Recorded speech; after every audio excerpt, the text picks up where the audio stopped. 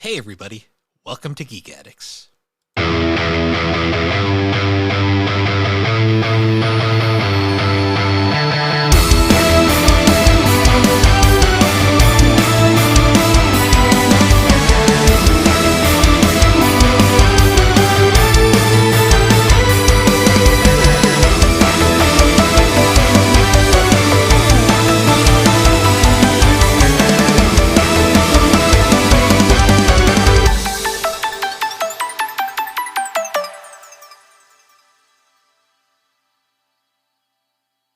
Hello and welcome to Geek Addicts, the pop culture podcast, where we claim we're going to have a war with each other, but end up just making machine gun noises with our mouths. My name is Medical Officer Dufresne. With me, my split personality, O'Malley, also known as Bill Barber. How's it going, Bill? That's better than anything I could have came up with. I'm doing great. I'm tired. This week was a lot. Short weeks are always like that too. Yeah. And then you're always trying to fucking work as much as you can on the short weeks, like the days that you actually have, because you got to make up for the time that you missed on the holiday. Hmm. One less day to work overtime, so I got to work extra on the days that I do. Yeah. It's also great when your boss on Friday just randomly decides to just fucking have it out for everybody in the building for no reason.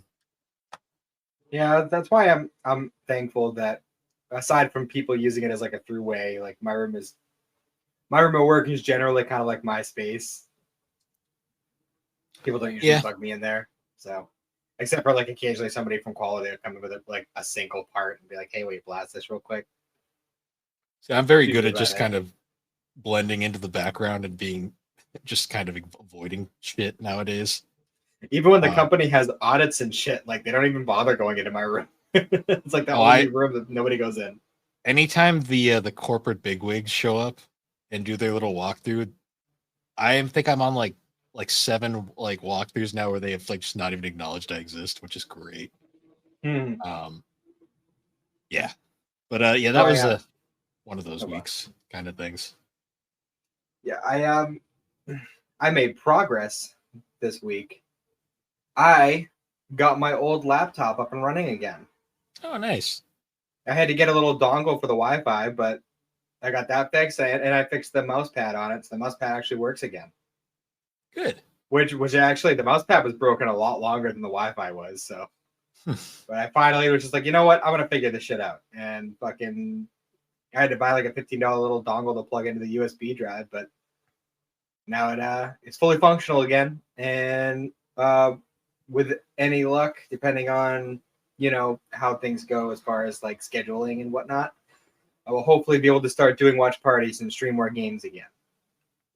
That's good, because I actually got my my copy of the movies for October showed up, so I'm good on both ends. Nice. So we'll have to figure out our watch partying, but yes, we'll probably be doing a lot of that when we're recording for the October episodes, just for convenience sake. I need to find a copy of The Cube. I haven't been able to find it. Yeah, because we picked 4 movies that aren't available on streaming, because that's great. Isn't streaming wonderful? I mean, they all were available last year. Yeah, Dr. Sleep might be. I'm not sure. There's been a recent push for physical media again, and I'm all for it. I feel justified on so many levels because people are realizing that the streaming is not as great as it could have been. That's why I'm making my own streaming service. I mean, why? No, I'm not. I didn't say that. Why did is it weird that Crunchyroll and High Dive are the most stable anime streaming sites lately? It's pretty weird. It's weird. I still find it really funny that whatever blogger they have at my work internet, because you remember how schools and all this stuff, businesses will put blockers on their Wi-Fi so that people can't access things like Netflix or whatever stuff like that. That was the greatest challenge back in the day of middle school, trying to find ways around it. Yeah, well, the best part of that is my work has that, so I can't that's why I have to download all my episodes and shit. But whoever set that up clearly was not a weeb, because Crunchyroll works fine. I'm sure High Dive does, because if they don't know what Crunchyroll is, they definitely don't know what High Dive is. Yeah, for sure. Which I need to get around to getting at least do a free trial of High Dive so that I could watch Oshinoko season 2. But at this point, I almost feel like I should just wait for season 3 to come out. Yeah, I mean there is other stuff on there too. Like High Dive has for sure. surprisingly decent catalog, all things considered. I've looked through because you can look through like what they have on their library without actually having an account. So like I've scrolled through and like gotten an idea of like some stuff I'd like to watch because I want to, if I do end up just doing a free trial, I want to try and get as much in there as I can while I have it. But I mean Oshinoko is top priority. Yeah, that's like the main reason I'm gonna get High Dive at any point is for Oshinoko. Yeah, I'll never forget. Like, I still think my greatest like getting around the firewall at school was fucking playing RuneScape in Google Earth. One of the dumbest things. So Google Earth used to, I think it might still, but it used to have like a built-in browser that was just built into Google Earth. And for some reason, the Google Earth browser was not affected by the firewall. I think for like the firewall, like the blockers and stuff, I think they have to do it by browser.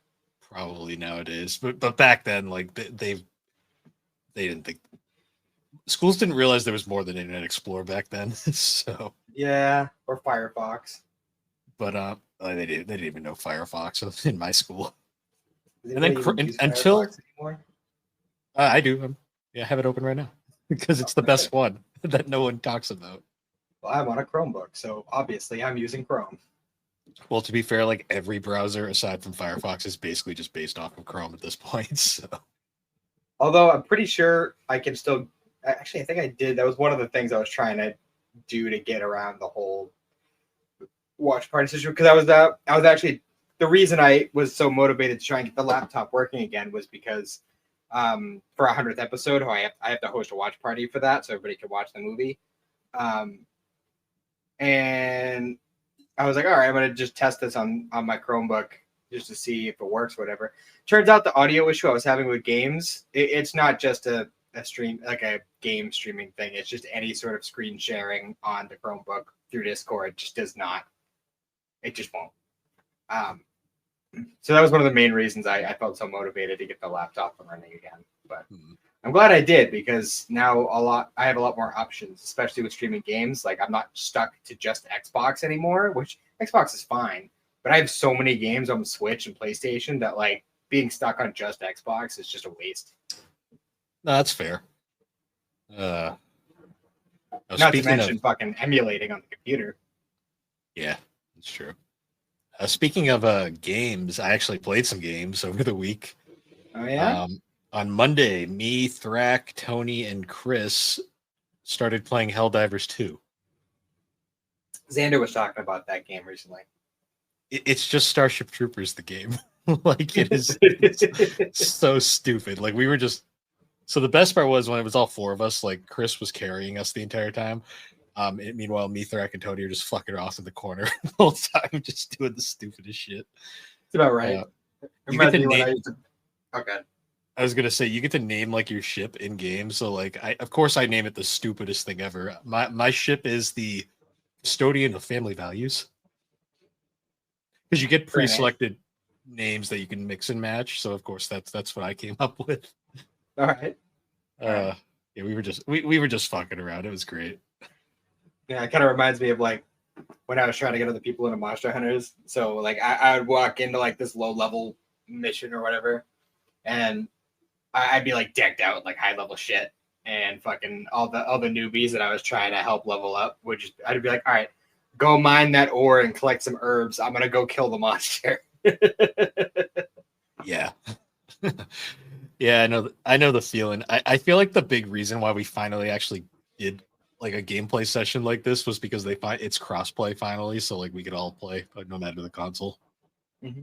Did we ever get an update about whether or not Smash Brothers, like the original Smash Brothers, is going to the N64 thing?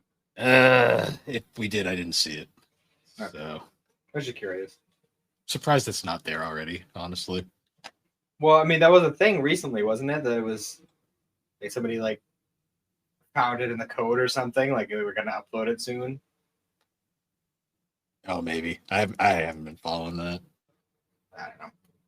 I hope so. Because I mean, I like new Smash Brothers, but I don't know, it's just something about the original for me.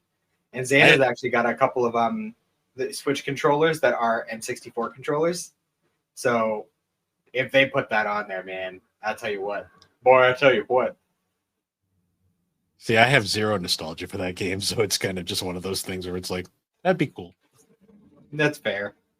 But for me, it's one of those like core memory games. See, when you were playing, Rude. Somebody just went back to the future. Yeah. Now, for me, when you were playing Smash movies Brothers, are gonna have to do at some point. True.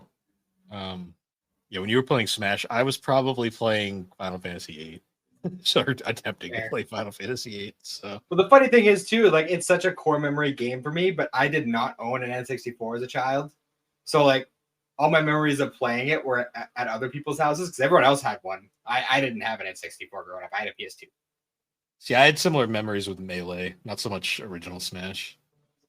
Melee, I had a copy of Melee, and I have no idea what happened to it. I have it up in the collection somewhere. I haven't played Melee in many years, though. It's been so fucking long for me. Watch the fucking Switch 2 online add fucking Melee to the GameCube thing before we get the N64. To be Smash fair, Brothers. that would be very popular with most people because that game is like, people act like Melee is the greatest game ever still. So it's not even the greatest game in the Smash Brothers franchise, in my personal opinion. It's good. Don't get me wrong. You just started a war with somebody. It's good. Don't get me wrong, but I don't think it's the best one. Oh.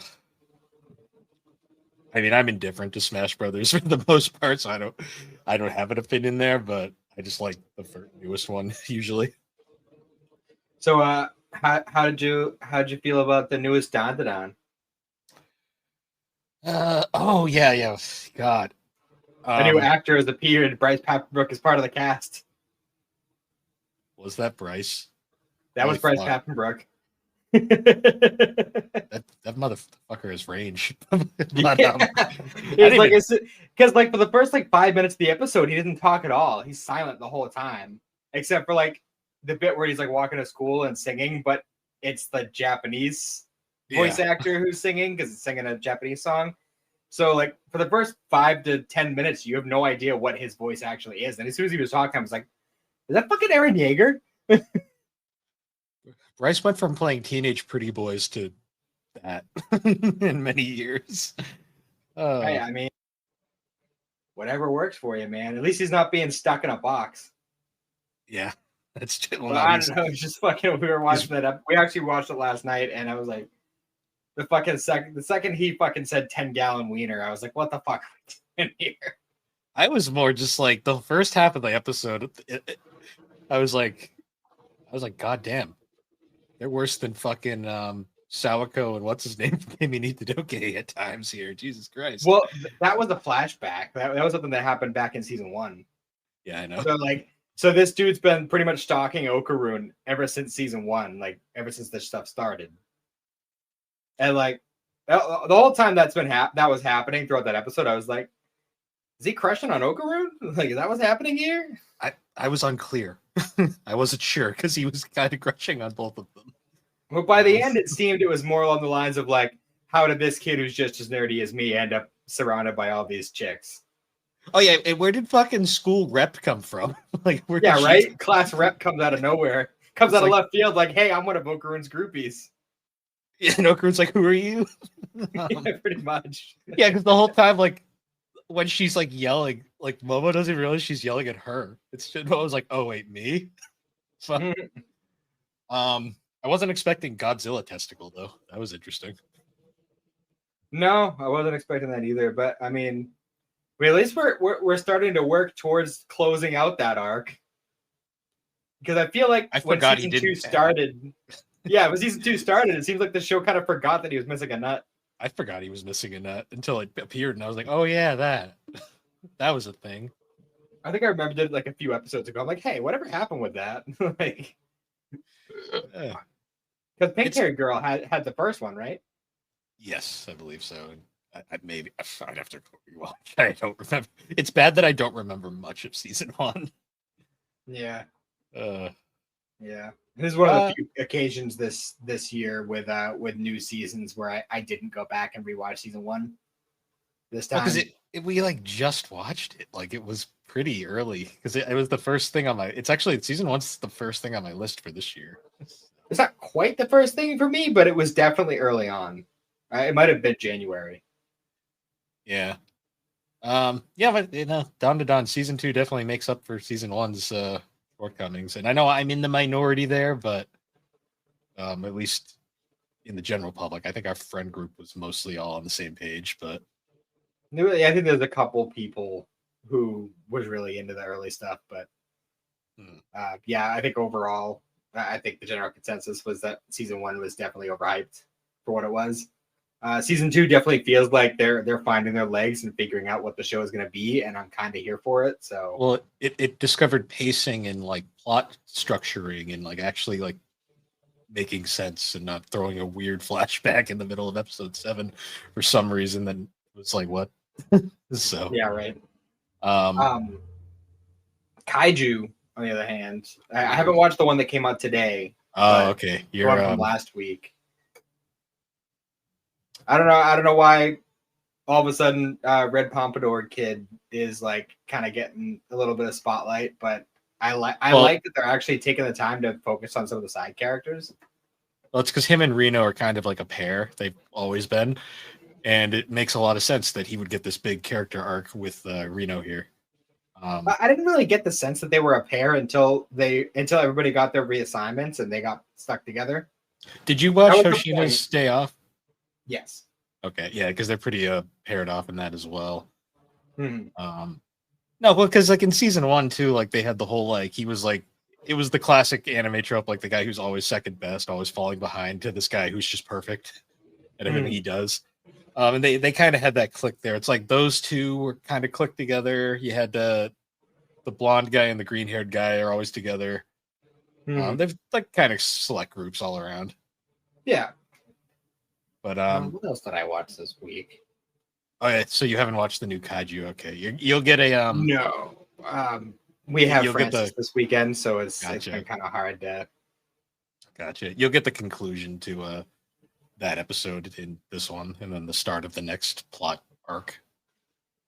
I watched some more movies this week. Some kind of like out there ones that I feel like a lot of people probably don't know about. So I watched Padma Inverted, which is a really interesting concept, but the pacing was a little weird. The concept was like apparently at some point humanity was trying to like harness the energy of gravity and use that for like a power source, but they fucked up somewhere along the line, and like a bunch of people, like half of humanity pretty much, just all of a sudden like gravity works in reverse for them now. So like a bunch of people just kind of like ended up in space, but then like all the ones who survived kind of just started living underground. And it's like this whole like weird like us versus them situation where like, the people who have like the reverse gravity and the people who have normal gravity like hate each other and want to kill each other for some reason. Right. It's bizarre. It's a bizarre concept, but I mean it works for what it is. There's a couple more movies I watched. None that I really feel like talking about much, but I did watch Carol and Tuesday this week. Oh, Alex, you'll get points from Alex because Alex loves that show. And the show was really interesting. I enjoyed the music aspect of it because there was a lot of music in it. And I haven't done any research, but it seems to me, based on the mouth flaps, that all the songs were recorded in English initially. I think she said that. Alex brings this anime up every time we talk anime. She loves this one in particular, so. And it's weird. As I said, I haven't done any research on it, but the animation, like art style, looks eerily similar to JoJo's Bizarre Adventure. Actually,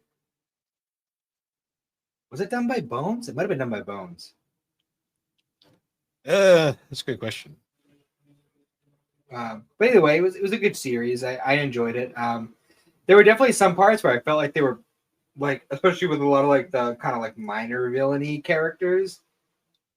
It seemed like they were building to something bigger with them, and then they just kind of were like, "Hey, I did this one little thing, and then I got caught for it immediately, so now I'm going to jail. You'll never see me again." Yes, Carol and Tuesday was done by Bones. Did Bones do JoJo's? It's a good question. Let's see. I can check that too while I'm here.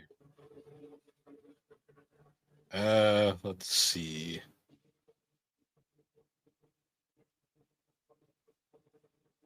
According to David Production. Yeah, so no.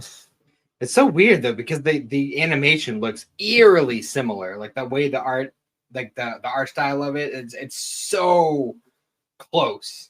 That I don't know, maybe some animators went from Bones to there or something, or vice versa. Yeah, maybe. It has to be something like that, because there's no like there's plenty of anime that looks similar, but JoJo's has such a distinct art style to it. And for another anime to just have that just because.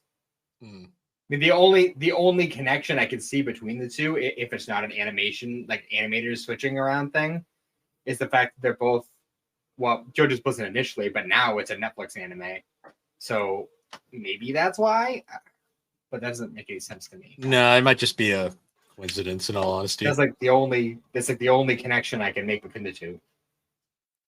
Yeah, because Bones also is doing My Hero, right? I don't. Or is that so. Or is that Madhouse? It might be Madhouse. There's too many goddamn animation, dude. No, it is Bones. Bones is doing My Hero. Yeah. Really? Speaking of that, I'm watching that still. I'm like halfway through season. Season 4 just got intense. I'm in the middle of they're fighting the mafia boss, Bird dude. Oh yeah, the dude who's got like the power suppression drug or whatever. Yeah, he just took away the phasey floor guy's powers. So he's so good too. He's like one of my favorite characters. The villain or the phasey floor guy? The phasey floor guy. Okay, yeah, he's cool. Lemillion. Yes, yeah, that's his name. It's great how I can't remember any of the fucking names ever. I can't remember any of their real names, but I can remember a lot of the hero names. That makes it a little bit easier for me. It took me until season 4 to realize All Might had a name. I already forgot it, but he has a name. Yeah, well, nobody uses it, so except for like the old dude who trained him. And I think his protege, maybe one point, I don't remember. Something like that. It's like Yoshida or something like that. Yeah, it's been interesting. That fight is getting intense, though. Yeah, because I'm trying to remember. I don't remember. What does the mafia guy do again? He can break stuff down and rebuild it. Oh, okay. So he's Scar. He just killed his partner and fused with him, and now he's like a four-armed abomination thing. Yeah, that does happen.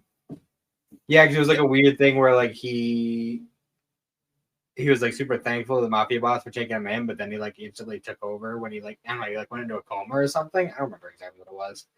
I feel like it was implied that he like drugged him into a coma to take over the fucking organization. Yeah, it's one of those. It's been good though. I gotta finish it. I've just been like really distracted with anime. Well, I've been on that manga binge. I finished Kimi ni Todoke, the manga, like all 30 volumes. Very nice. Very fun story. I picked up the most recent ZA 100 volume from the library today, and I put in a hold for Solo Leveling Volume 13. So nice. So at some point I'll be getting that and reading it. Oh, most recent Sakamoto Days episode was really good. Yeah. I don't know. I'm liking the little like let's go back to school thing that they're doing right now. Especially the bombshell lore dump they just dropped at the end of the most recent episode. Yeah, right. Like I've read the manga all the way up till the current physical volume, and I forgot about that. So like when I saw it again, I was like, "Oh, right, this happens." I love that character though, Akira. She's fun. Yes. Yeah, I think that they're playing tail tag. And they're like, it's a children's game. They're like, yeah, isn't it great? Yeah. He's like, we actually had to tone it down a little bit because people kept dying. Yeah, they blow up the whole plane. The movie director's camera gets ruined, so he just kills himself. And I'm like, that's great. What a show. It's all right. And he's the one who blew up the plane, isn't he? Yeah. Yeah, that's about right. It's very on par. I'm taking a page out of Alex's book. So I brought this. It's a book called Donkeys Can't Sleep in Bathtubs and Other Crazy Laws. Okay.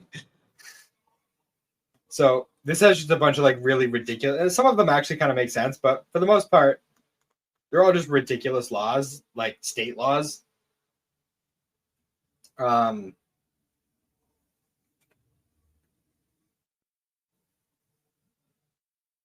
Like this one. In the state of Indiana, you cannot eat garlic and go straight to the theater. Oh, and specifically in Gary, Indiana, in that specific town. Yeah. In Mississippi, the state librarian has to be a woman.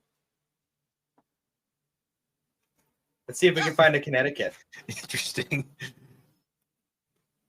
Let's see. Where's Connecticut? Oh, here's one. All horse-drawn sleds in Massachusetts must have 3 bells. That's a law. Does it have to be 3 specifically, or does it have to have at least 3? It says must have 3. So if you have 4, is that illegal? Maybe. I need to know. But that's part of the book, is that like these are all actual laws that are in effect, but nobody enforces them. Like, oh, here's one. Here's one that I think I mentioned it to you before. Pickles in Connecticut must bounce. It's illegal for your pickles to not be able to bounce. That is a Connecticut ass law. I mean, it fits with the pickle festival you just went to. I mean, we are literally the truck stop of America, I swear, sometimes, because like nobody wants to be here, but everyone comes through here. Let's see if we can find one for Aaron. Where's Iowa? There's no structure to this. It's like literally just random as you go through.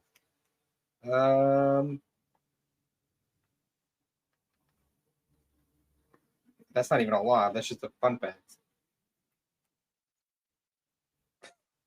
Oh, here we go. Here's one for Thrack.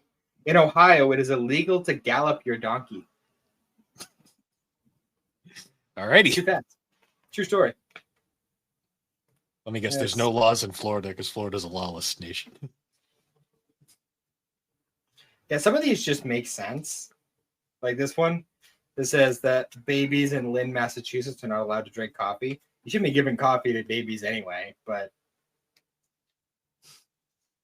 where are you? Is Iowa just not get a place in the book?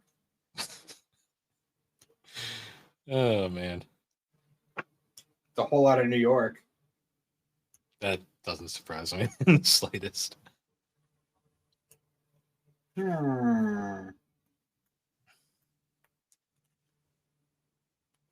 Come on, we gotta. Oh, here's another one for Thrack. In Centerville, Ohio, cars are not allowed to scare horses.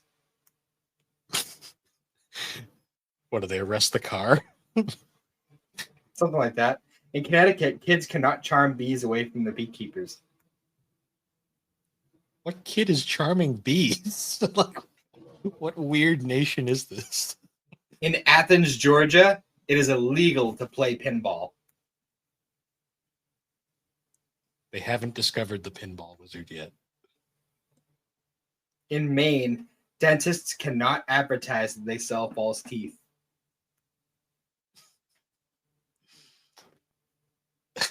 Okay. It's ridiculous. Yeah, I'm not seeing Iowa anywhere. Oh, this Alabama, Nebraska, Louisiana, New York, Tennessee, Illinois. Oh, that's fun. I just got a big pop ad from Ring saying that be prepared, severe thunderstorms later today. I'm like, great. So any other day. I found one. It's kind of a less fun one. But Iowa bans certain words on license plates, including bum, dud, and ape. Not allowed to be on their license plate. What's wrong with dud? Like, in Cleveland, Ohio, teachers must permit small boys to come to school in cowboy boots. Okay, cool. This one I actually did know that it's illegal to climb trees in New York City. But considering the only trees they have are the ones in the park, like that's pretty much it. So. Oh yeah, we didn't mention it. Have you given up yet, or are you still watching the vending machine anime? I'm still watching it. I'm determined I'm gonna get through. I mean, watching week to week, I can deal with an episode a week, but I don't know.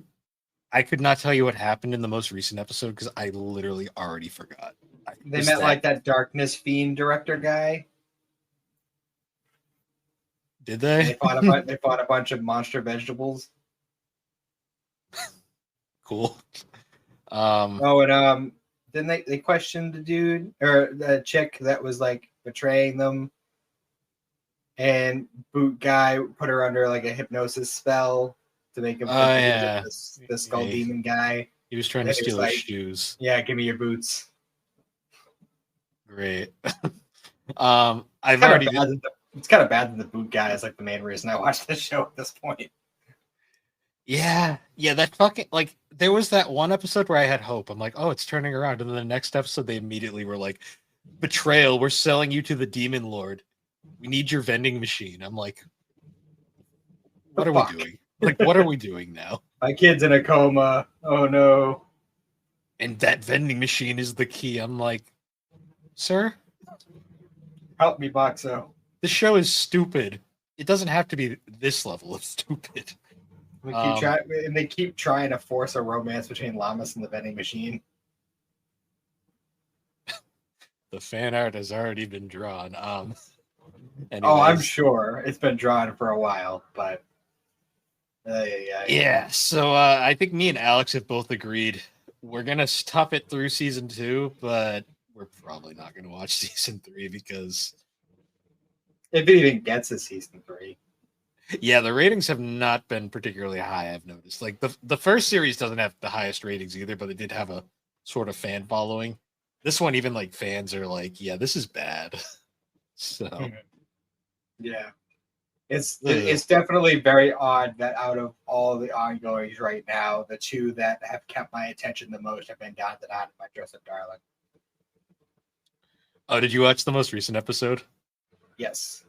Marin gained. Well, not the one that came out today. That's not even out yet. That wasn't out at the second last I checked, but because it usually comes out later in the day. All I remember is in the last episode, the big plot thread is Marin got fat, but she looks exactly the same. Yeah, like even characters in the show are like, I do not notice a difference at all. Like, and then she's like looking at herself in the mirror, and there's like a slight pudge on her belly, and she's like, "The end of the world. Yeah. My cosplays don't fit anymore. What do I do?" And meanwhile, Gojo's just like, "I'll just let it out a little bit. It's fine." Gojo's like, "I don't care." His like clothes are meant to be adjustable. It's such a weird show that's surprisingly addicting to watch. It makes me mad that Comey like got the shaft, because Comey would be so good right now. Yeah. I mean, you never know. Fucking Dorohedoro is getting a season 2, so I know. There's hope. Kimi Todoke got a season 3 after 10 years. It's like it happens. It's so weird. It's not completely off the table. It could happen. Just, not right now. Yeah, it's gonna get one after the point where it's not relevant anymore. No one's gonna care, probably. But Disney's first original anime comes out next month. Oh yeah, because Disney ate Hulu. That's fun. Yeah, and it's gonna be like based on Disney properties. I think it's called Twisted Wonderland. Oh. I mean, I think there's potential there. There is potential. Like if they actually treat it like a real anime and not Disneyfy it. Like, see, can use like Disney stories are like. I mean, most Disney movies are based on like pre-existing fairy tales and shit. So like, true, or like old literature. True. I think it's because I'm just not really a mega Disney fan. I'm kind of just like, oh, okay. Well, you don't have children, so Disney stuff doesn't excite you. Well, yeah. It also just doesn't excite me in general. Excite's a strong word.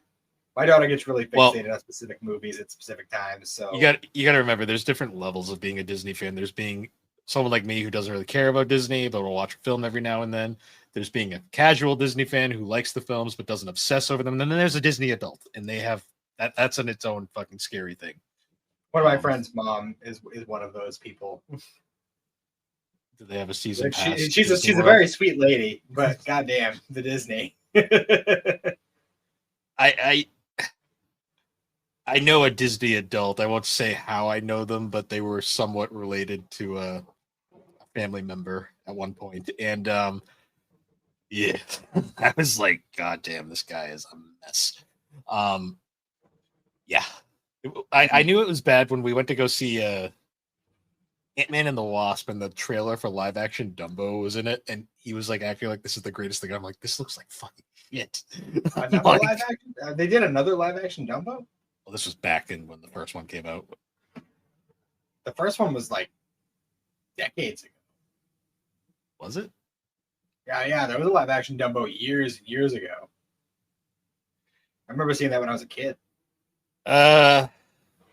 Well, they did a more recent one with their recent trend of live action stuff, and it looked bad.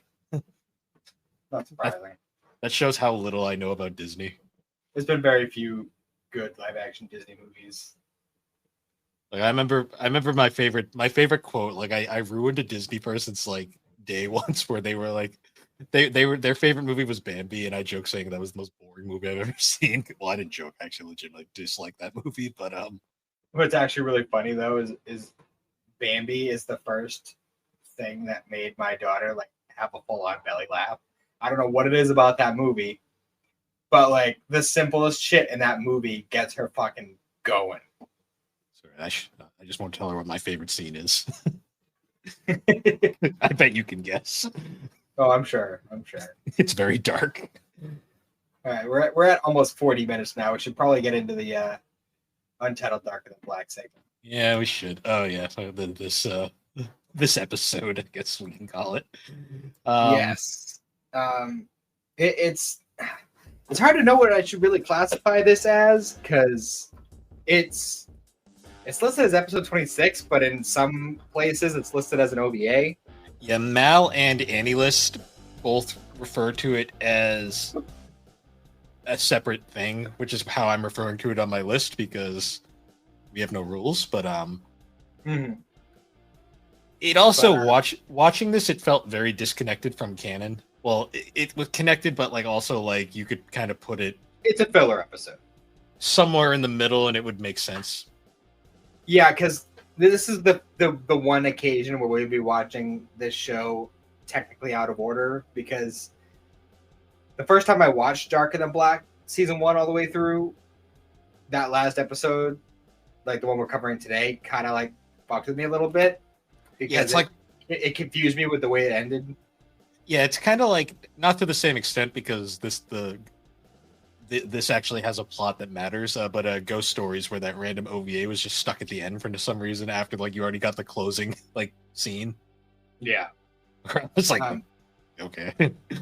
So the title for this episode is Beneath the Cherry Blossoms in Full Bloom.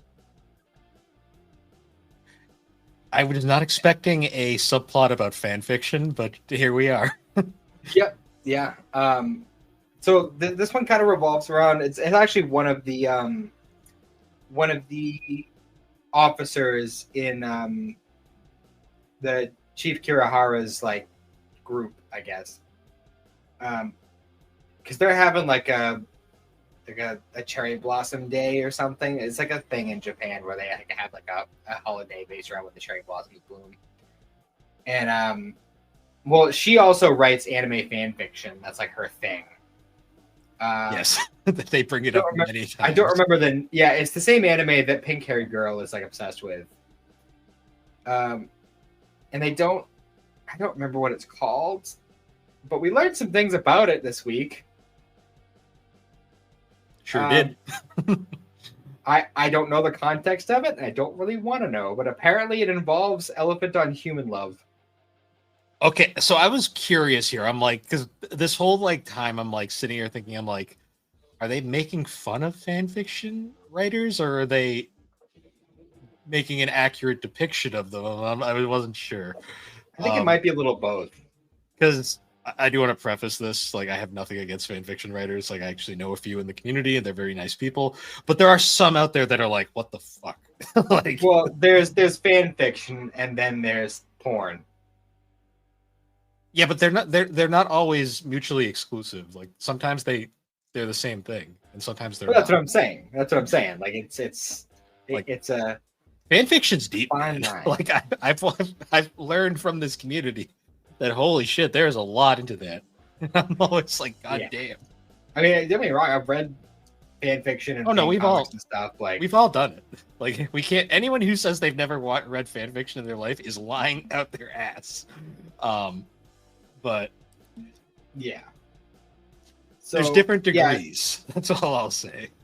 So yeah, this chick for the police force is writing fan fiction about this elephant anime, whatever it is, and starts because apparently this thing happened to her on the day that they had that picnic, and she was walking home because she got fucking plastered apparently.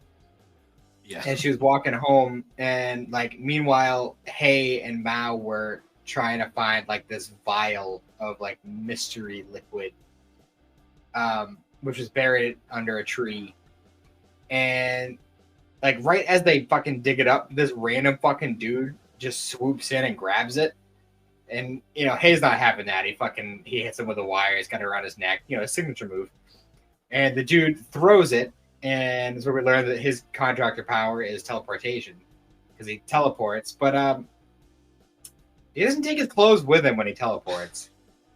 The unfortunate aspect of teleportation, where sometimes that's just how it works. Yep.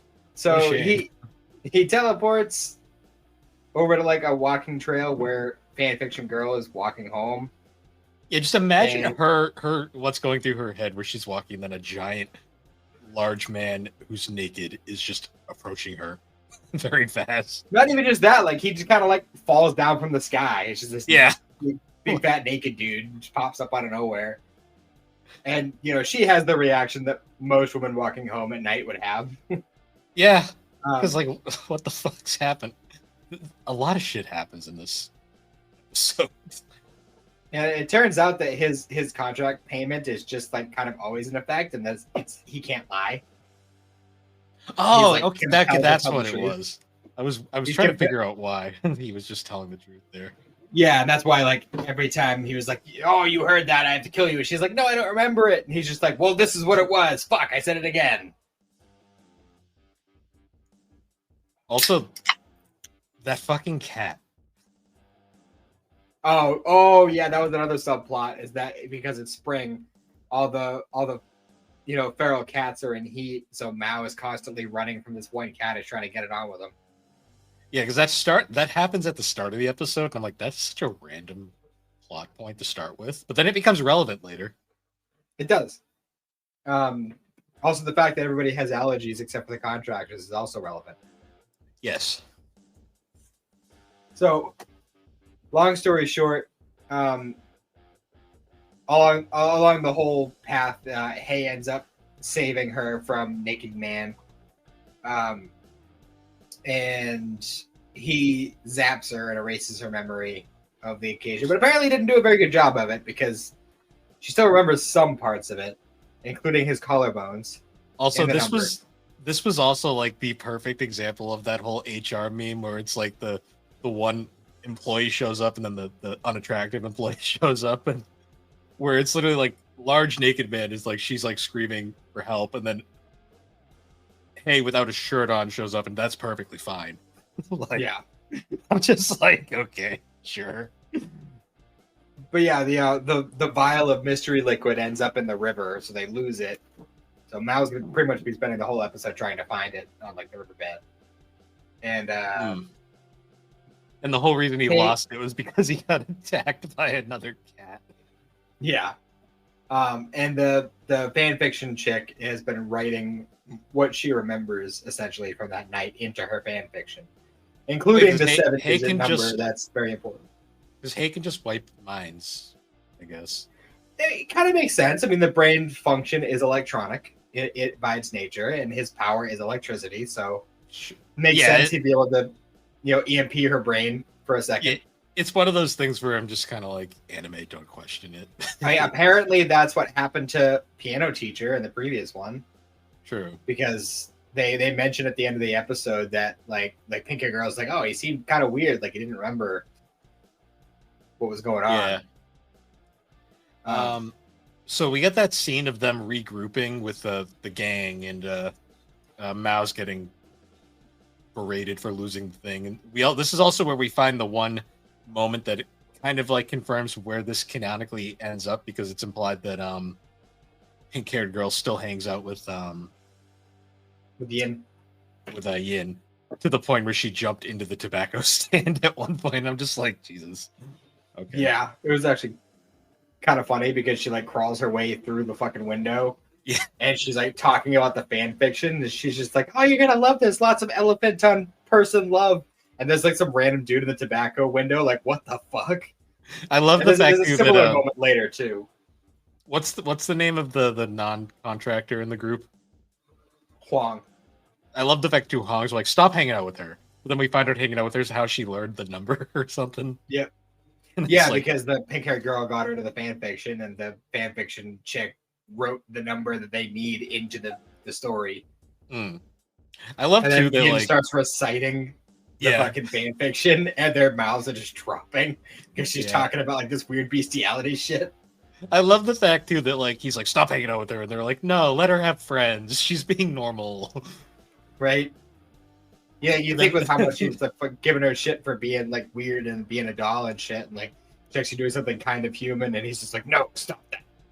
Yeah, and then we find out what she's doing with the other friend, and they're like, okay, we can't have this anymore. Yeah. But then actually pink-haired girl ends up bumping into fanfic chick. Oh yeah, the classic at the store, and you both grab the same thing. Because apparently in Japan, people just sell fan fiction at the store. Oh, yeah, Dojin. That's the thing. Interesting. I feel like that's illegal here. Is that illegal here? Probably you can't sell it in like a brick and mortar store, but I'm sure you could sell it at a flea market. Maybe, I don't know. Yeah, it depends on what you're writing about. To be honest, I feel like the vast majority of fan fiction over here is online.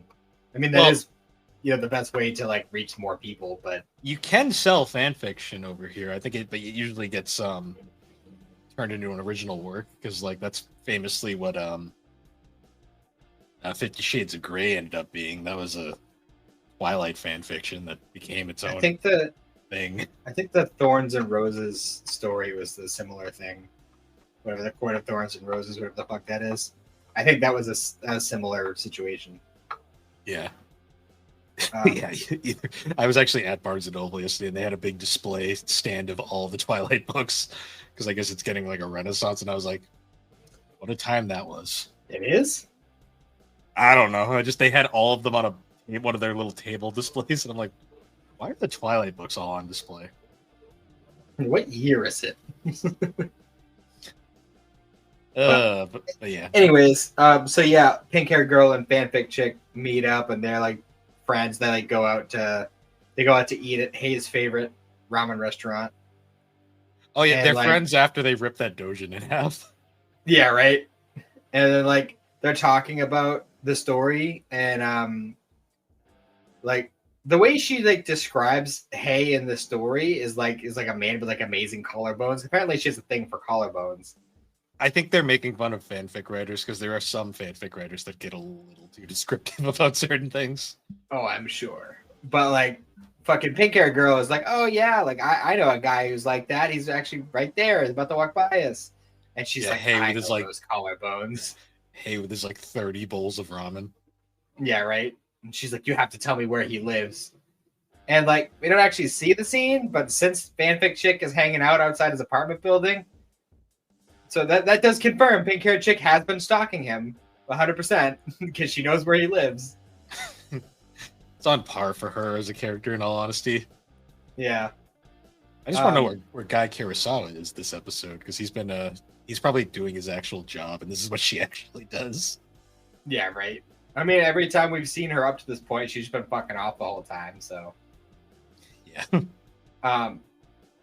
So, yeah, she starts following him around, like hanging out outside his apartment building at night. And apparently, that's been affecting her work because she keeps like falling asleep at work. Yep. But also that one neighbor of Hayes, like, keeps like noticing her there and like peeking out at her, which comes around at the end. But ultimately they like the pieces fall together and they realize that fanfic chick remembers what was going on and she knows the number and that's important. So like Hay ends up confronting her as the Black Reaper. And I'm not 100% sure what, like if he was like actually going to kill her or if he was just going to try and get information from her. Like, I don't remember exactly what the case was, but so it was kind of implied that they were going to have to kill her. But ultimately, Kirihara and Chris Sabat show up, and they're like, "Don't go close to him. That's BK201. He's that guy." And she's like, "Really? I thought he just had cool collarbones." Yeah, the guy with fucking electric powers and a mask. He's totally normal. Yeah, right. He's totally looking for a hookup. We also got the return of Hayes' mask shattering for no reason again. Yeah, well, wasn't it shot this time? So at least it makes sense here. Yeah. I just still don't think that's how, like, I don't know what the fuck, unless it's made out of fucking porcelain. It still shouldn't shatter like that. Yeah. I will say that when that happened, I was actually forgetting that this is a filler episode, and I was like, oh, damn, like, the reveal. And yeah. I'm like, wait a minute. This ain't fucking gonna stick. And I was like, oh, Kirihara actually fucking recognized him. Yeah, because she's like, Lee? It's like, I was and for a second there, it kind of looked like he was going to kill the Saito, Chris Sabat character, which, I mean, I don't know if he's actually going to kill him or if he's just going to knock him out, because he can control how much electricity he pumps into people, but it seemed kind of like, you know, because he had him around the throat and shit, you know, and like they worked together for a little bit and were actually like cool for a bit, so I don't know, it was a weird situation. But then, like, Chris Sabat confesses his love to Kirihara. In a filler episode, that doesn't matter. Good. Yep. And then because they all thought they were gonna die, right? Yeah, and Mao shows up and once again, he's like, "I found the thing." He's got it in his mouth, and then the cat that's been trying to get it on with him pops in front of him, and his mouth just drops, and the little vial of mystery liquid shatters on the ground, and a big puff of smoke comes out, and all the non-contractors get knocked out, and it turns out that the mystery liquid was a miracle cure for allergies, but the side effect is that you lose a few days worth of memory when it's used. Of course. So, all the big reveals are instantly wiped from everybody's memories. Convenient. But they don't have allergies anymore, so that's good. Also, what's his name falls on top of the detective, and he's like, "Why did my face get all? Why did I get the shit kicked out of me? I don't remember." And she's like, "Yeah, I don't either." And then it cuts to that scene. I'm like, great. Yep. And then I think it was the last scene we see of this episode is Hayes' neighbor standing outside the apartment building with a bouquet of roses, waiting for the girl who's not going to show up, and he's just sad. Poor guy. Yeah, that was certainly a filler episode if I've ever seen one. Yeah, because I was watching it the whole time. And I'm like, this has nothing to do with anything. Yeah, it was very different. Very different. It was like It's like the only standalone episode of this whole series too. Everything aside from like the last like 3 or 4 episodes, which are like those are like this is the like crescendo, it's the end. Like, you know, they kind of bums rush to the ending of it. But aside from that, it's all 2-parters. So it was weird having that one random like this is an episode all on its own story. And then that's why most of the sites consider it its own thing. Oh, I forgot to ask you, how did you feel about the new opening?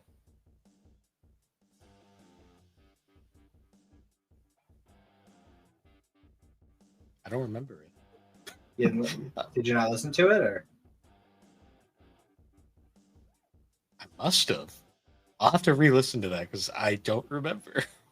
We'll touch on it next week when we do the next episodes. Okay, I'll have to, or maybe I just instinctively saw the opening and skipped ahead of it, and I didn't even realize it was a new possible. One.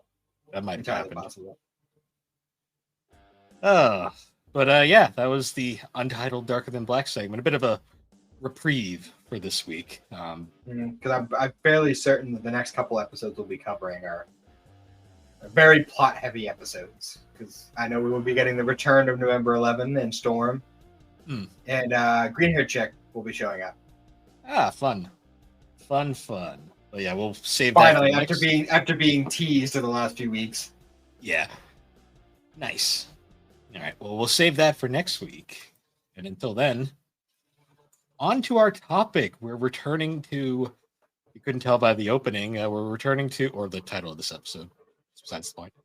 We're talking about Red versus Blue season 2. I got one gripe I want to bring up right away. For whatever reason, season 2 is the only season on YouTube that does not have a convenient like compilation. I guess, I don't know, because I was actually on YouTube looking at, because I was listening to like a little bit of it before this. So I did watch it a couple of times this week and the commentary for it. But yeah, I thought that was weird that YouTube only had it like it was like a playlist of all the episodes. So I found a playlist of like all of the all the season compilations, and I was like, why is there so many fucking videos in here? And it's because all of season 2, every individual episode is in there because there's no compilation for season 2 for some reason. It's not a problem aside from the fact that because it's YouTube, you get barraged by fucking ads in between each episode. And you get the little bumpers at the end, which aren't really a problem. They're kind of humorous, but I'd prefer a streamlined thing.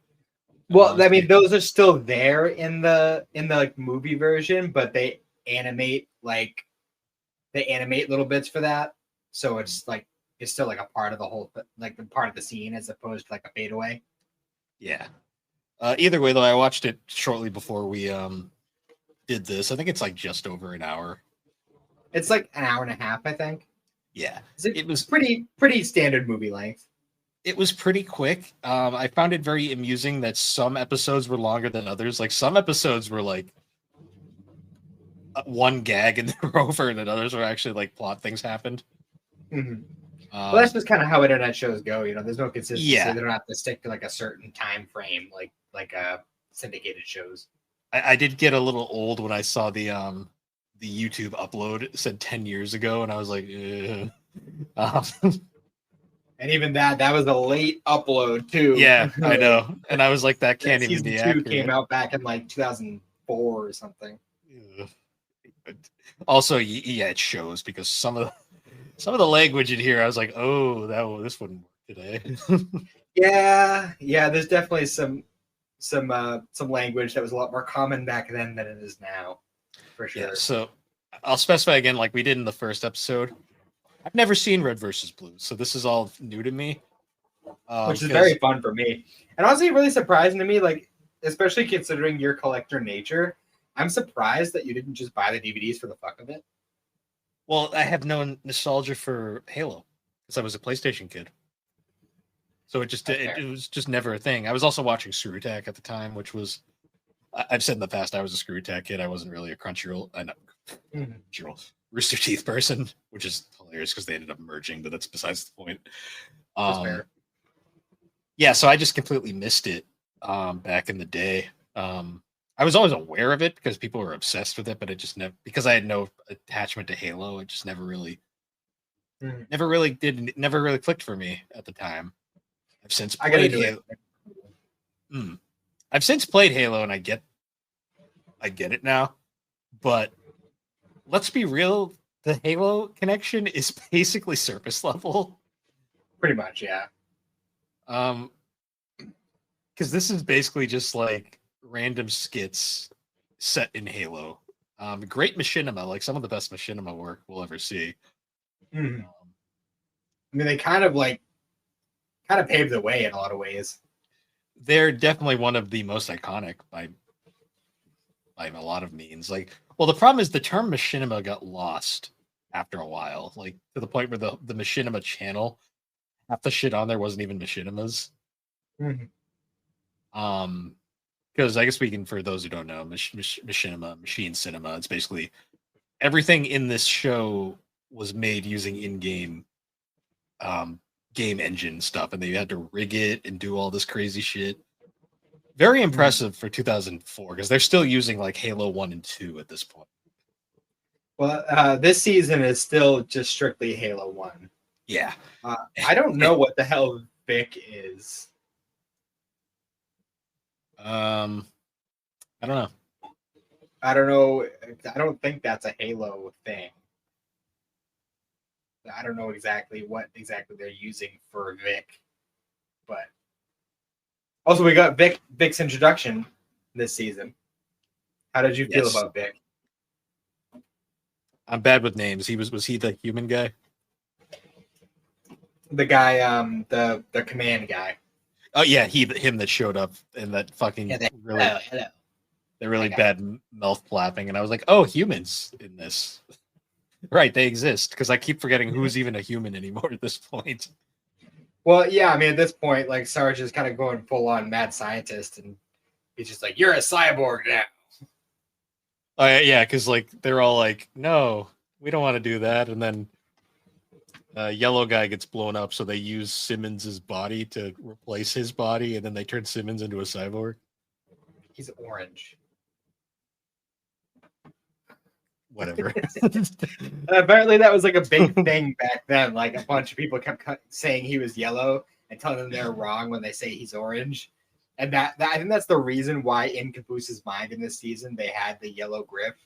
Specifically to just be like, look, that's yellow. This is yellow. Yeah, that's one of those things where like I'll get corrected online. I'll just be like, I don't care. Anyways, moving on. I didn't realize that was a fucking lore thing. Okay. It's like one of those like inside joke kind of things. That's why they put it in there. Yeah. We also got introduced to the Doctor in the first episode. Doc. Or what's his name? Private Dufresne. Is the entire joke that he sucks? Like, is that just the joke with him? At least for this season. I think the whole thing with him is just like he's just the kind of a wimp, but like he's basically like the guy when it comes to the O'Malley AI, like, and that's where like kind of the big joke of it comes in is he is a pacifist and he doesn't believe in violence, but then he's also being like sharing a body with this ultra violent fucking personality. So he's constantly switching back and forth between that, and that's kind of like the whole joke with him. I did like in the first episode how he shows up and he's like, yeah, you guys called for a medic, and they were like, called for a medic? That was like months ago. Yeah. He's like, oh, well, where's the person I need to heal? She's right behind you, underground. And he's like, oh, sorry. Yeah, it's like about 30 feet behind you and 6 feet down. Like, who's the other gravestone? That's me. Yeah. Right. It's just like, it makes sense, trust me. Because I forgot Church was dead by this point. Yeah, Church is technically Lopez at the beginning of this. Yeah. Or Senor El Roboto, as they refer to him multiple times in this season. I enjoy the fact too that we still haven't really So you said later seasons get much more plot heavy. Yes. Yeah, so this season's still very much. I think the running joke in this season is that there's like just nothing happening. Like they're literally. I mean, there's definitely more stuff happening than in the last season. Like about the halfway point is where they're like, there's this thing we're trying to do, but it just keeps getting bogged down by the stupid standing around talking shenanigans. Yeah. Well, because that was kind of the joke I got, where it's like they're trying to like accomplish things, but they're just not, and that's kind of the joke. That's kind of a thing with this show too, is that like 99% of the plot heavy stuff revolves around blue team, and red team is just kind of like the chaotic neutral. Yeah, I was really trying to figure out who were supposed to be the heroes here, which I then really quickly figured out. Oh, there's no heroes; they both kind of are stupid. Yeah. Yeah, because we got the. I also did enjoy the fact that neither side wanted Doc, so he just kind of gets sent off on his own. Yeah, and there were actually a bunch of deleted scenes too of him just like on his own, but they ended up not making the cut. Like actually, one of the deleted scenes like actually showed like the moment where he becomes O'Malley. Yeah, because like he just straight up leaves after like episode 3, I think, and then he doesn't come back till right at the end. Yeah, it's like that one little bit where like Donut's eavesdropping on him in the cave, and then that's kind of it. Yeah, I forgot one of the characters' names is Donut. Yeah, Private Pink Donut. guy. Sounds like Private Biscuit. Yeah. So I will say that this season is definitely the point where I personally feel like they really started hitting their stride with the jokes. Yeah, they weren't so much more for shock value like in the first season, where like I'm like a lot of the jokes I was like, oh, that is the most early 2000s thing I've ever heard. Yeah, this season they actually start kind of like really thinking about the jokes that they're putting out there, and it's actually the kind of. Oh, also like I listened to the commentary, right? And the scene where they're trying to like activate Lopez's like fix it function, but they accidentally like disable his legs. So like when he's like fucking with the switch, as they call it, and the red team shows up, like oh fuck, I lost my train of thought. We're talking about the jokes and how they're oh yeah, so they were talking about the commentary was like they were talking about how they didn't make any jokes about like teabagging in the season, but they make a blowjob joke with the whole like switch situation. But in the commentary, like I don't know if this is like actually what it was referred to at the time, but they were calling teabagging corpse humping. Was that what teabagging was called before it was called teabagging? I only ever knew it as teabagging, so. I mean, the original Rooster Teeth guys are older than us, so like maybe they were like more familiar with the terminology back then. But I don't know, because like Halo was kind of the game where teabagging became a thing, and it was always teabagging, as far as I know. I don't know. It was just I found that really odd. Also, random little side note: Jeff hasn't changed his last name at this point, so he's not Jeff Ramsey yet. Oh yeah, he changed his name. His name was Jeff Fink originally. Oh yeah, I was wondering, like, because I didn't recognize some of the names. Mm-hmm.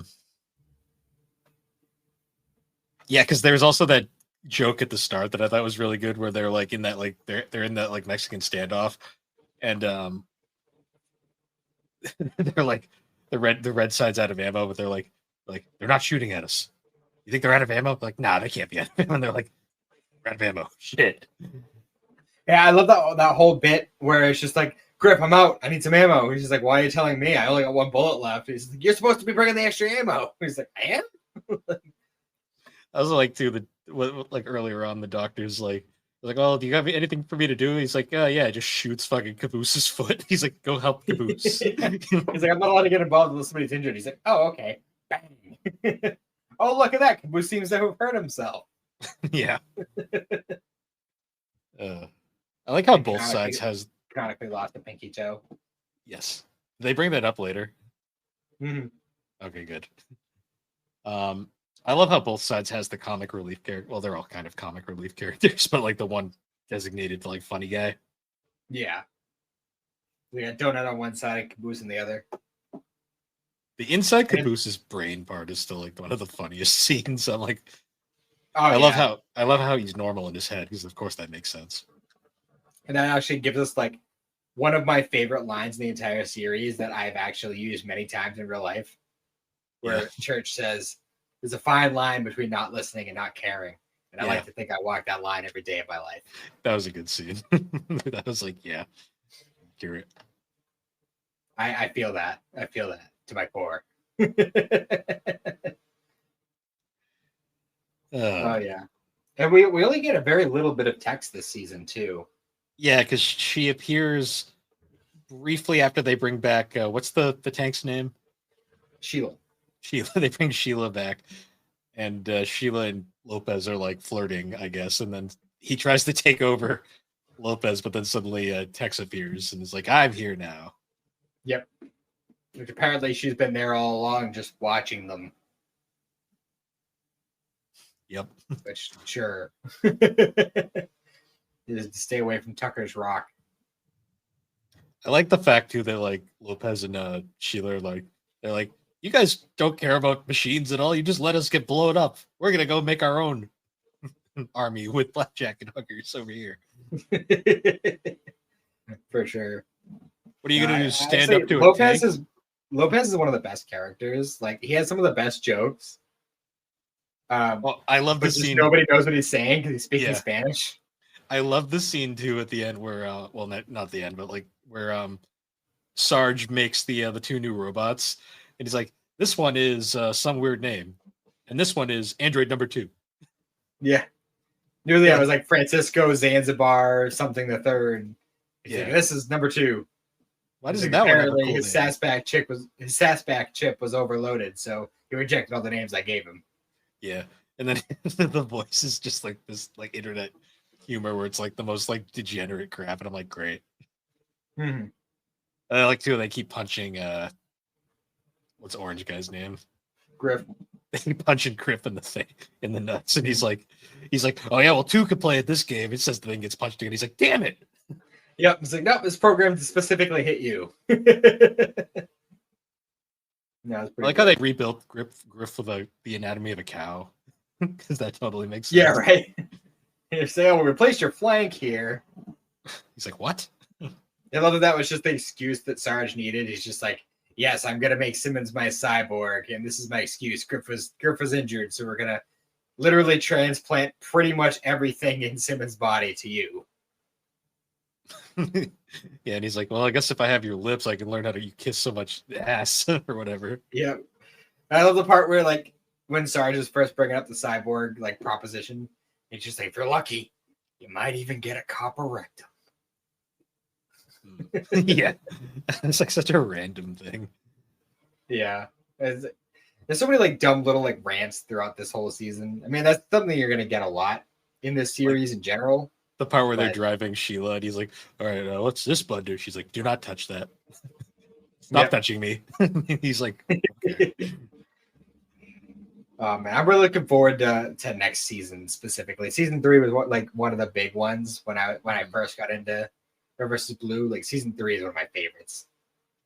Yeah, well, I can see right at because the last episode is significantly longer than the rest.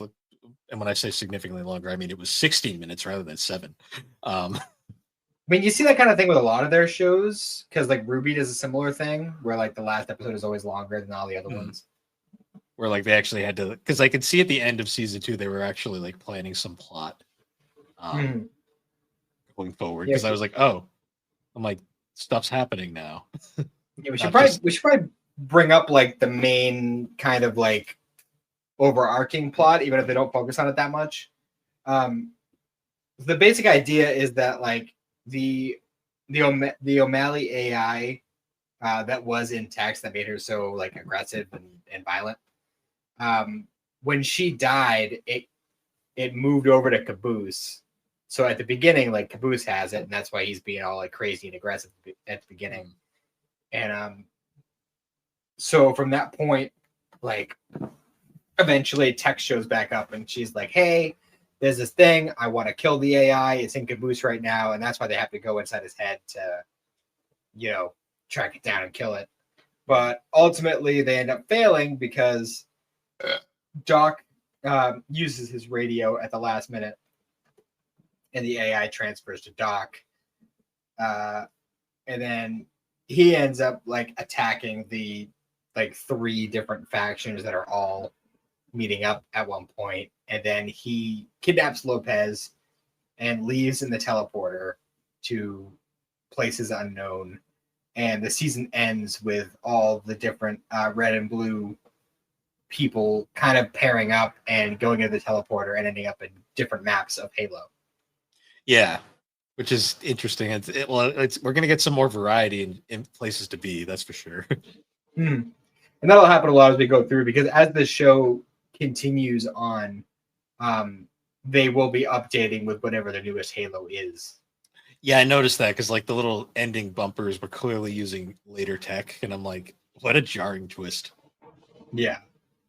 I think they were recording with the PC version initially, at least. That makes sense because it does look very clean. And then they had to go back and like redo a lot of it for the DVD release. And apparently they figured out that it was a lot easier, because I mentioned in the previous one how whenever they had to get like a shot from like higher up, they would have to like stand on like the tank or whatever. Apparently they figured out that it was actually easier to like totem pole the characters. Yeah. So you could just jump on like a different character's head and just kind of do it that way. See, that's the beauty of machinima, is like you had to just figure shit out to make it work. And that's one of the things I love about Red vs. Blue, is like they have to go so far out of their way to figure out these things. And eventually they do end up incorporating actual animation to it. But like in the early days, especially, they had to be so creative about how they shot a lot of this stuff. Well, it was all true machinima, which is very, very it's it doesn't look as amazing probably today to like people who have seen some new modern stuff, but like it's got a look to it that's very, if you know how it's done, it's very impressive. For sure. And so like jumping back to the beginning for a minute, like did you notice that one of the graves, like the church and Tex graves, one of them had the Star of David on it? Yeah, I saw that. One was a cross. I'm like, okay. And it makes you wonder, like, which one was the cross and which was the Star of David? Because they're not labeled. Yeah. Which one is Church? Yeah. Well, his name is Church. That's his last name, though. I mean, it's not. I mean, I guess you could make an argument that it's symbolic, but I mean, this is internet culture. But Tex is from Texas, so it's kind of like one of those, like, I don't know. Yeah. Who is supposed to be the main character in the series? That's a hard question to answer. If I had to throw one out there, I'd say probably Church. Because that's the vibe I was getting. Just because he seemed to have the most dialogue, despite being dead. He's kind of the impromptu leader. Even though he's still a private, technically. Because I think they get into it in the next season, but there was, when he was shipped there initially, there was a commanding officer in on Blue Team, but he ended up dying, and they never officially promoted Church, but he kind of became the impromptu leader. Yeah, because I noticed that the Reds have a legitimate like Sarge, and then the Blues are just ragtag. Pretty much. I'm trying to think if there are any other like. Oh, so like the whole like we ran out of ammo thing. Like I love that whole scene in general. Like the whole like, oh, like you were supposed to be in charge of bringing ammo, and then like everybody else shows up and like, Griff, we need more ammo. And like Simmons turns to him and he goes, hey, I thought of the perfect way to use that last bullet you have. And then like the whole kind of like bluff of like we're out of ammo, we don't want them to know. So they're like trying to negotiate surrender. I love how they're blue team were like, oh, we'll give you a hostage, we'll give you Doc. They're like, what do we get? And he's like, what do you mean you're surrendering? All you get is humiliation and ridicule. He goes, we already got that. What else do you have? Yeah. We'll say you guys suck. And he's like, how about we have one guy say they suck? And so I mentioned in the last season that a lot of the jokes that they made in the first season were kind of just setting up for more jokes later. Yeah. Now, season 2 does actually kind of play off some of those jokes that were set up. This whole, like, I want to tell everyone that I suck and I'm a girl and I like ribbons in my hair, that whole bit, that is going to happen again. I kind of got the idea from that because I'm like, that's too specific. Like, that is too specific. Yeah. Oh God, this oozes early 2000s though in so many ways. Oh, for sure. Like, unfortunately, I don't think a show like this could exist nowadays. Like, no, made from scratch. It's definitely one of those shows that has to have already existed previously to continue in that way. Yeah, because kind of like something like South Park or Always Sunny. Like, they only get away with what they get away with because they started when they did. Yeah, it also helps too that because like Red versus Blue, I don't think could work nowadays just because Halo's just not relevant anymore. Yeah, I mean it was very prolific and iconic at the time, and it still has its place in history. But because it definitely like kind of formed the way first-person shooters are made now. It was definitely part of it. Halo was just such a Halo from that first game all the way to Reach. I want to say that was a strong run.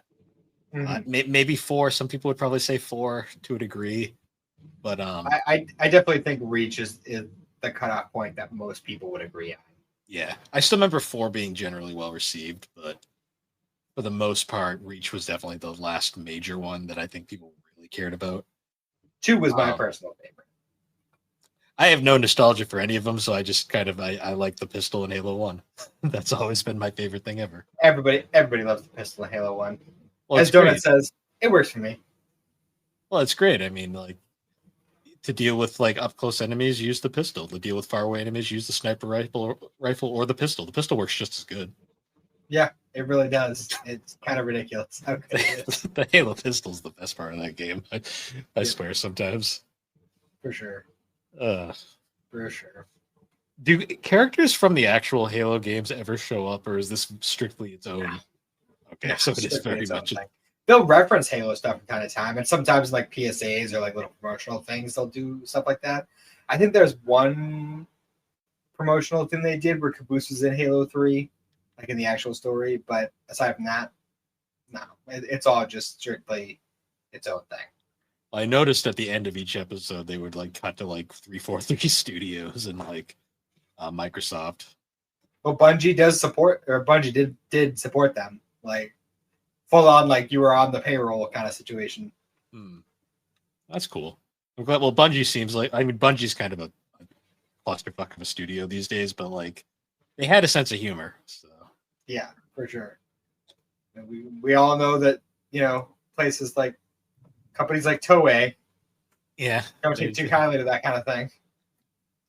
Well, I mean, it was also harmless and it was promotion in a lot of ways. Yeah, I mean, fucking Gripball. Gripball happened because of Red vs. Blue. Yeah. What's a legitimate game mode on online? Yeah. I was gonna say though, like there was a funny some of the funny background moments too that have nothing to do with the plot, but I just thought were funny too. Like there's a scene where there's like a very serious discussion. Serious for Red versus Blue. And I'm looking in the background and you could just see like whoever was controlling the characters for the filming, they just had Lopez repeatedly running into the side of the tank. And I'm like, what's going on back there? I'm like he's making a move. I need the lore here. I'm like he's touching her shreds. I was just laughing because it's like whoever was like doing that is just like in the background, just like repeatedly running into this thing. I'm like, what? I'm like, okay. This is stupid shit like fucking Donut trying to like jump out of the hole in the top of the base. It's just like it's like no, this is just happening. Like fuck it, why not? Like There's a scene early on, like when they finally get Sheila working and they're heading to the red base to attack, I guess. And you've got Griff and Donut are standing behind the Humvee, and they're like I think the whole joke is like they could have easily walked away at any point, but no, they gotta wait there till the last second to have this conversation. And the whole time they finally get to the end, and it's like, okay, we'll both run it at the count of three, and it's like three, and Donut just runs off, and Griff's like, damn it, he did what I was gonna do. And then he gets run over, but the way he gets run over is so funny because his character just kind of goes like off into the background. I love the bit at the beginning when Donut, not Donut, when Doc first goes to the red base, and like he's talking to Grav conversation, and like I don't know, it's something about like, oh, there might be something in the water here. He's like, water? We ran out of that stuff like 6 months ago. He's like, what do you drink? He's like, oh, ketchup, soy sauce, gravy, the usual shit. They run out of water, but they have anyway. It was just, I don't know, I found that funny. Like, it's like, oh yeah, whatever. It's a humor that only appeals to like people from this era, I swear. Because like you make that joke nowadays, and people just kind of probably look at you like, huh? Yeah. Well, Xander recently had a big Red versus Blue boom. Like he discovered it, started watching it, like pretty much binged through like all of it. There is hope for the younger generation. He's a good kid. He's a good kid. Yeah, because I see the stuff that like kids nowadays find funny, and I'm this is like the moment where I like realize I'm a fucking old man. Sometimes I'm like, I don't get it. Like, what's like occasionally he'll get into something like that, but like he's still constantly watching that fucking YouTuber shit and just yeah, just the moments where you get I never understood it, and I never will. See, there was stuff like, even from our generation that I didn't understand back then, and now I'm like, I look back at it now, and I'm like, I still don't get it.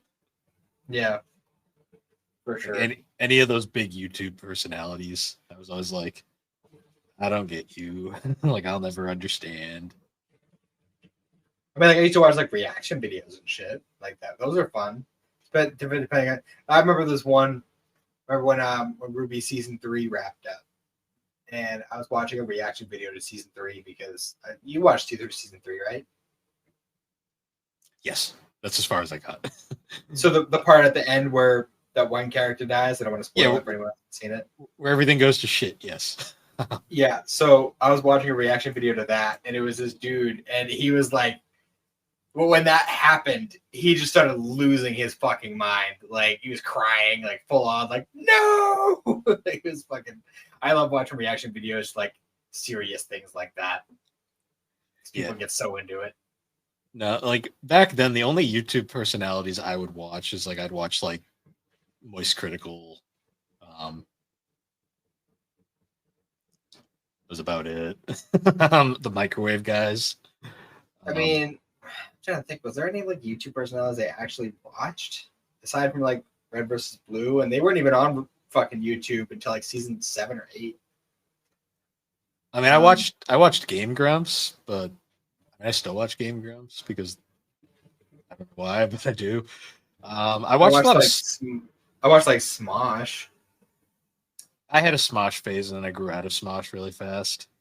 Yeah, and there was what was the other guy? Was it Niga Higa? Remember him? I remember him. I hate saying his name because I'm always like, Yeah, I know. So you got to be careful how you say it. Yeah. Like I even now I'm like, I don't want to say that. But I liked a lot of his stuff too. God, yeah, I remember there was some weird stuff back then. I mean, I remember the microwave guys because there was just something funny about guys microwaving shit in a microwave. Well, it's funny. It's actually every now and then I'll get a hankering to watch the videos of the guy who like heats up like the iron ball like to red hot and just drops it in random shit. Yeah, that's shit's. It's like the fucking the guys with the hydraulic press. Yeah, it's just like the random shit like that. Like, hey, what would happen if I dropped something like molten hot fucking ball into this? I don't know, fucking stack of styrofoam or Yeah, it's like fucking Vaseline or some shit. Like, I don't know. It's just like it just drops into anything. I love the double standard where we sit on our high horse and we're like, the shit that the kids watch is so fucking stupid. And we're like, I'm gonna watch a guy heat up a metal ball and drop it in some shit. Hey, it's for science, okay? It's science. That was my favorite part about watching the mic, because I watched the microwave show from like season 1 back when it started all the way till like when they finished it. And like watching like the progression of those guys where like they first started, they were just a bunch of dudes in a dorm room. Till like they actually had like a full laboratory set up. So they eventually like they start putting up the "please don't try this at home" like bumpers and stuff. And I'm like, damn, it's funny how things progress. Also, on the subject of Rooster Teeth, I also used to watch the slow mo guys a lot, which could be very fun depending on what they were doing. Like I love the what the fuck was it? It was when they were like hitting like Jello with tennis rackets in slow motion, like random shit, like smashing a Lego city or fucking what was the one like a giant water balloon, just random shit like that. Oh, the early days of YouTube, back when it was still like the Wild West. Yeah. Then speedrunners were always fun to watch. I didn't watch many gaming videos back then. I used to watch speedruns all the time because it's always crazy watching people break games in half. Yeah, that's fair. Yeah, red versus blue though. Definitely, at this point, still definitely a time capsule. Yeah, the whole time watching it, I'm like, because I know you've told me it goes places, but the whole time I'm still like, does it? Does it go places? Not really until like season 6. Season 6 is where it's like, hey, we're gonna do plot now. Yeah, because I'm like, they've been in the same map for 2 seasons now. It's funny. I kind of enjoy it. The Black Ops Chronicles kind of revolves around just kind of nonsense. Yeah, like it's very much like it was like that final episode where I was like, oh, there's actually a plot here. Yep.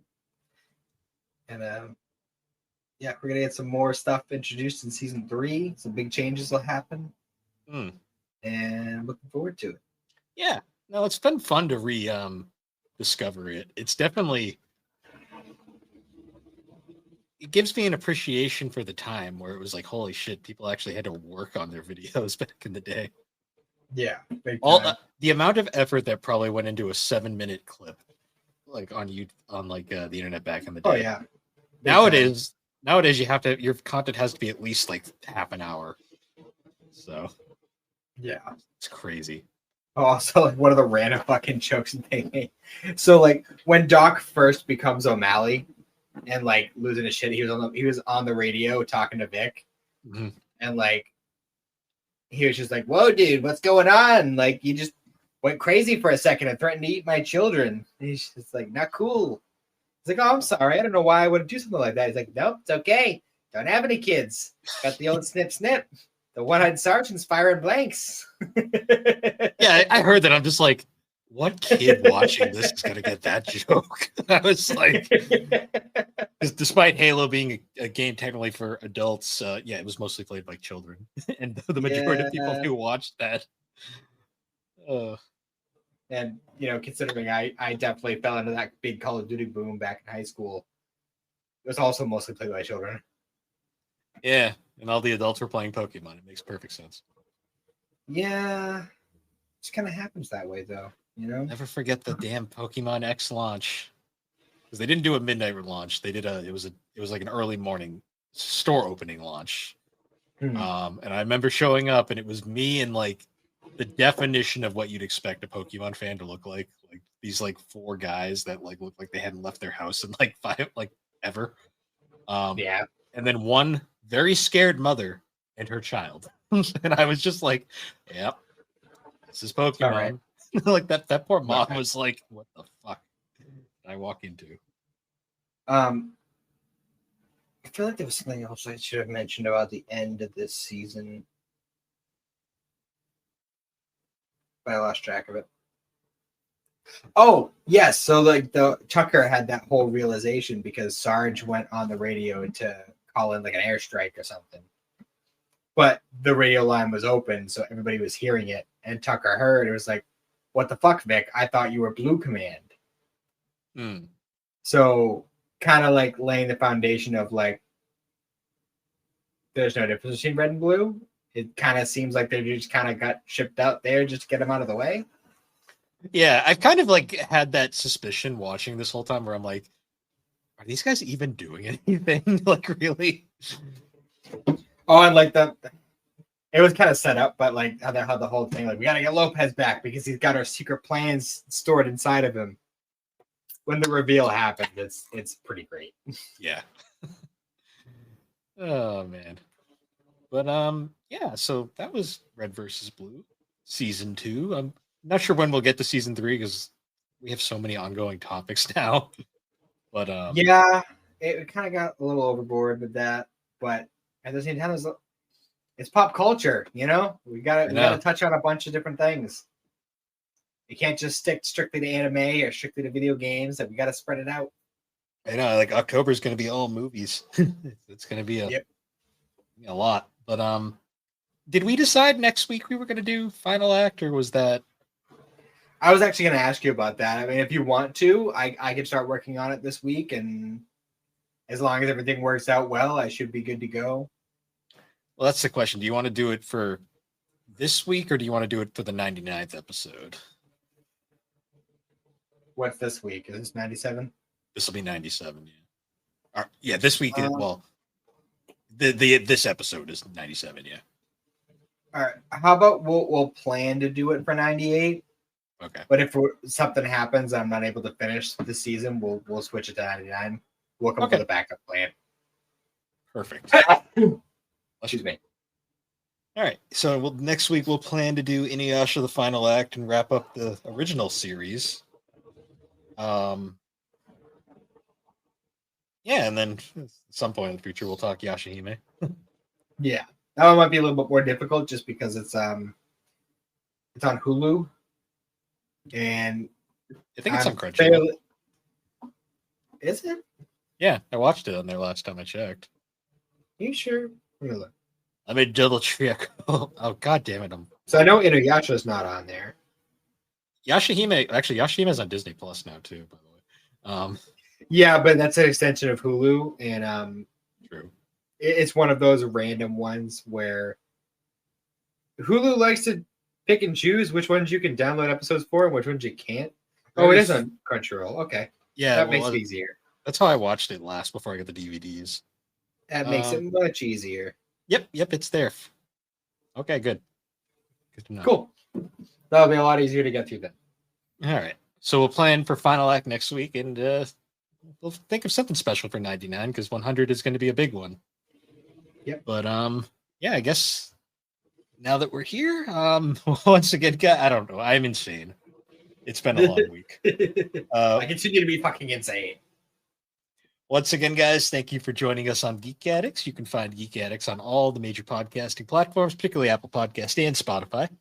And be sure to check us out over on the Superpod Network. That's superpodnetwork.com. Awesome site where you can find all sorts of different videos, blogs, podcasts, all sorts of fun stuff over there. Not games. There's no games there. We just talk about them. Yeah. We need, damn it, we need our own version of Snake. just for Superpod. And it's just Aaron's head. Like them moving around. But anyways, guys, once again, thank you for joining us, and we will see you all later. Have a good one. Cockbite.